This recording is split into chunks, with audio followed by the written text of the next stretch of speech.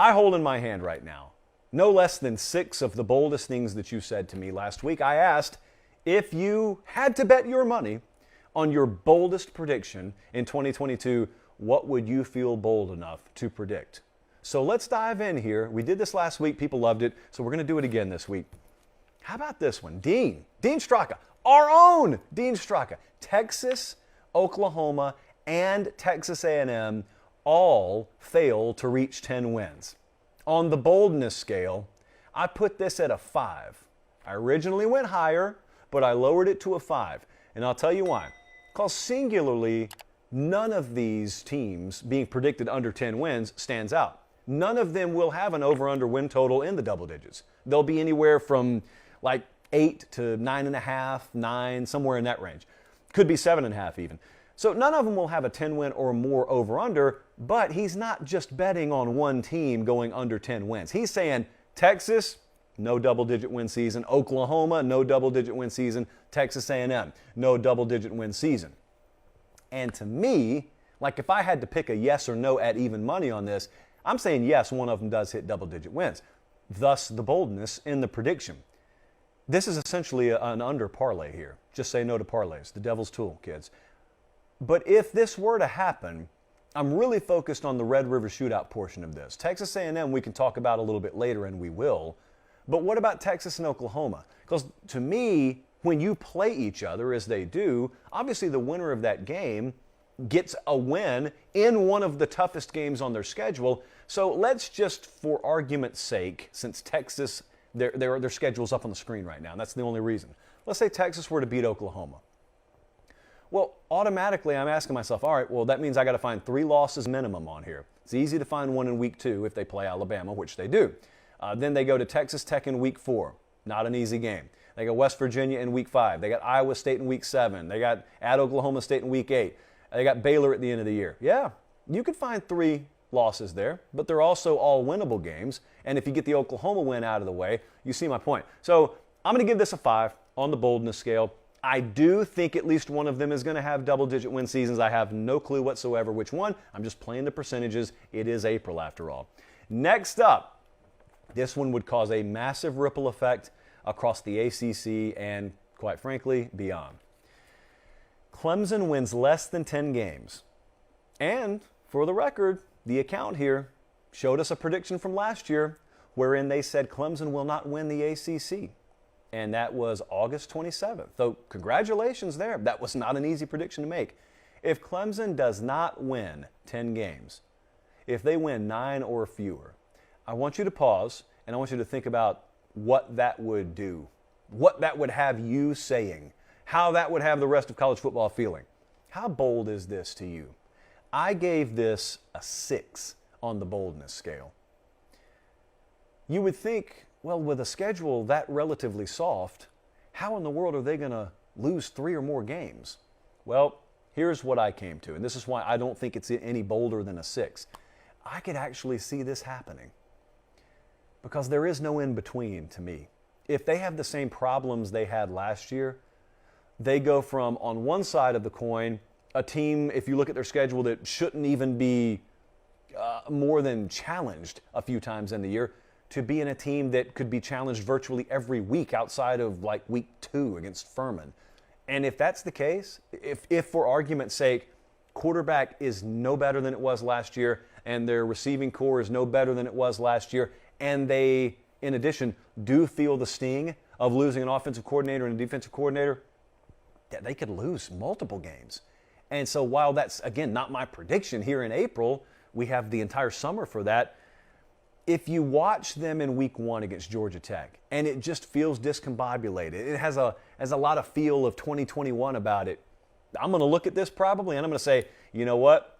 I said it was only a 6 on the boldness scale. I need to lower that number more. Because at that point, everyone's going to smell blood in the water again for a back-to-back situation, back-to-back seasons.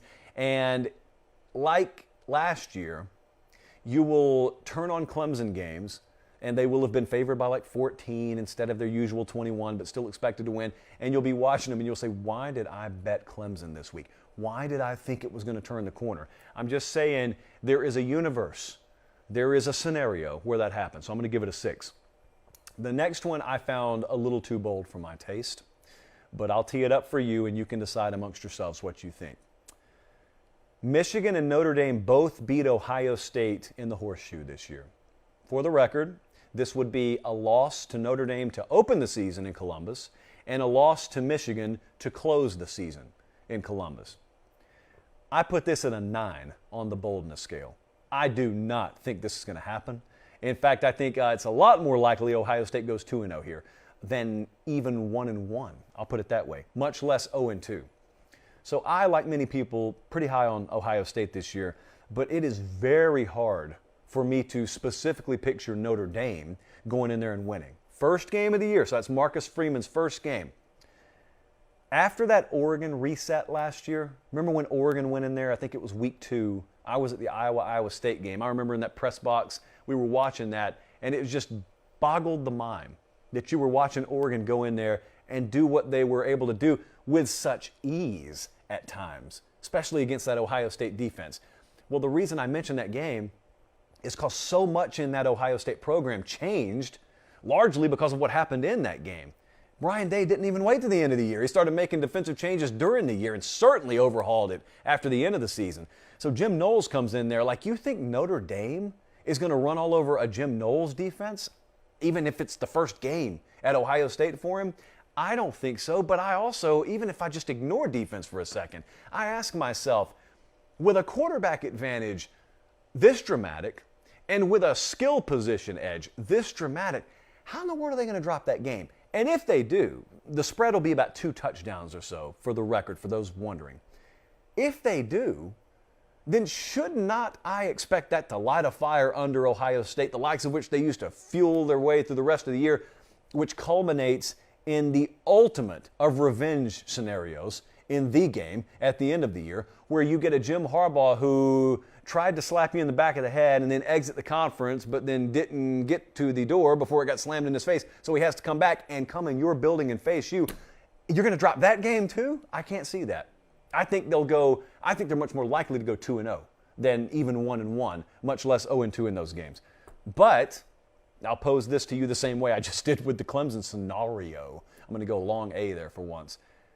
If this happens, you can hit me up from Xenia, Ohio.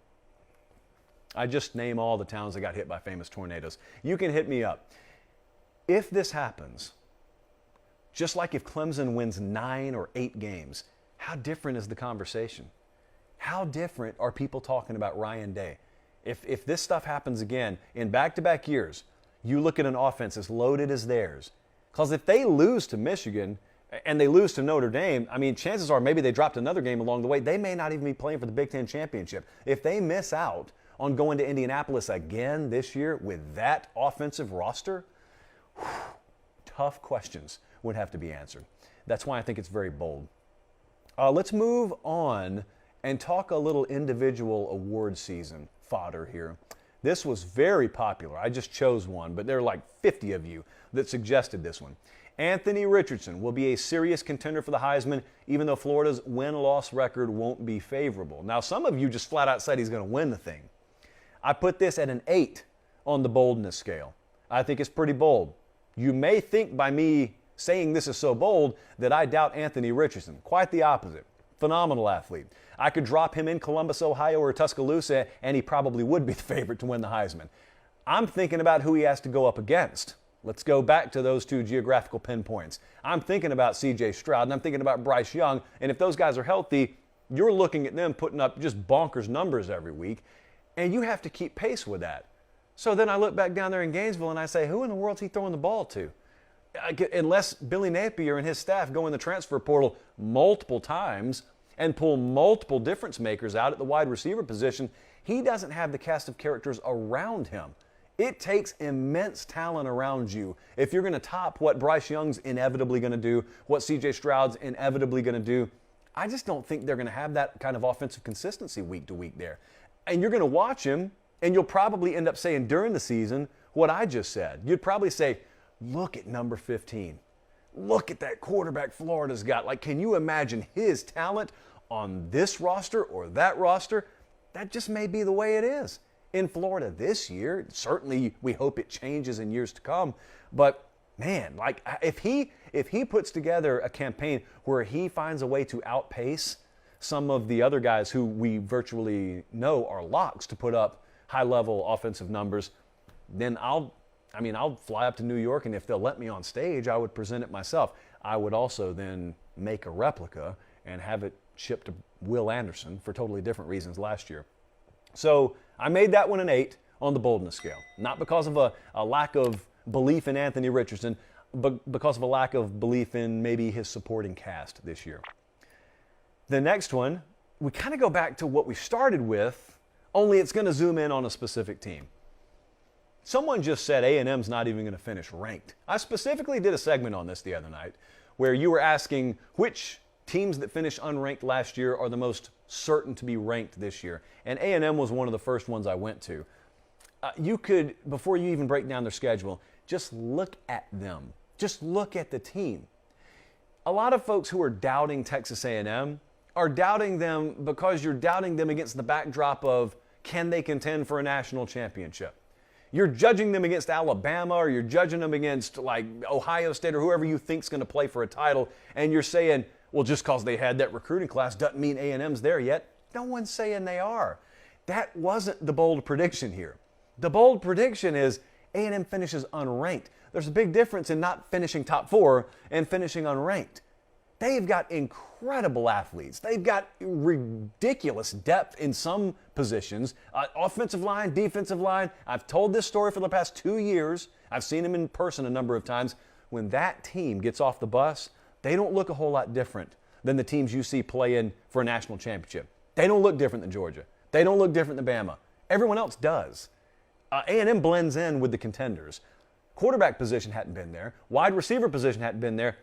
Pretty much everywhere else, they've got it up to par. So again, not suggesting they're a top 4 team, but top 25? You're telling me if they aren't finishing top 25, that they're going to lose at least 4 games and maybe need to lose 5 given how tough their schedule is. So let's just go up and down the schedule. You find me the 5 losses. I mean, certainly they're going to be an underdog at Alabama. Okay, that's October 8th. Outside of that game, where are they a dog? And if they are, where are they more than a 3-point underdog? They're going to be favored against Miami. They will be a short favorite against Arkansas, I would imagine, in Dallas. They will be a favorite even on the road at Mississippi State. They'll be a favorite on the road at South Carolina. At home against Ole Miss, probably a short favorite or either a short dog, depending on what the season's done at that point. It's nearly Halloween by then. Then they got Florida the next week. They're favored at home against Florida. They'll go to Auburn and probably still be favored there. At home against LSU, they'll be favored. So I get upsets happen.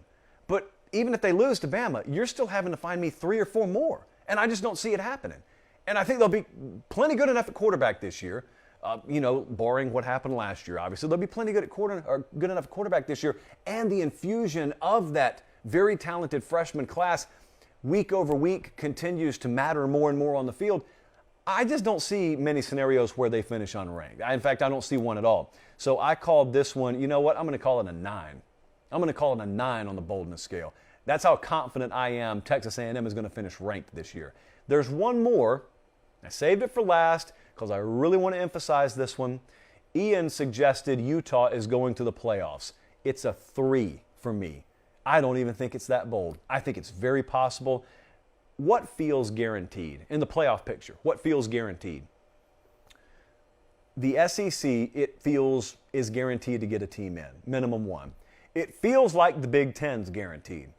But outside of that, what does it feel is guaranteed right now? I don't really feel like anything else is guaranteed. So my point there, even though it doesn't always work out that way, is it feels like the playoff picture's kind of wide open. It does not feel like there are many seats with already a penciled in conference logo in the blank.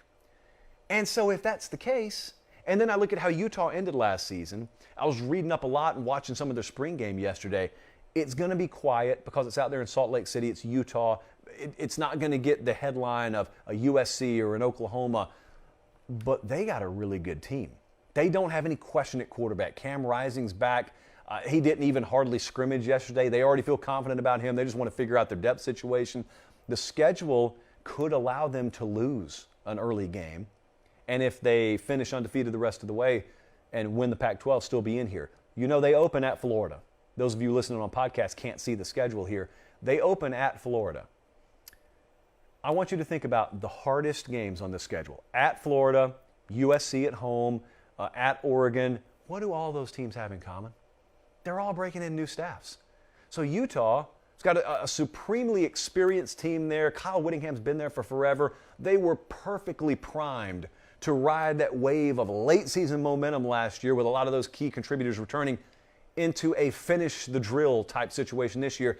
And all of their toughest games, they have that edge on the opposition.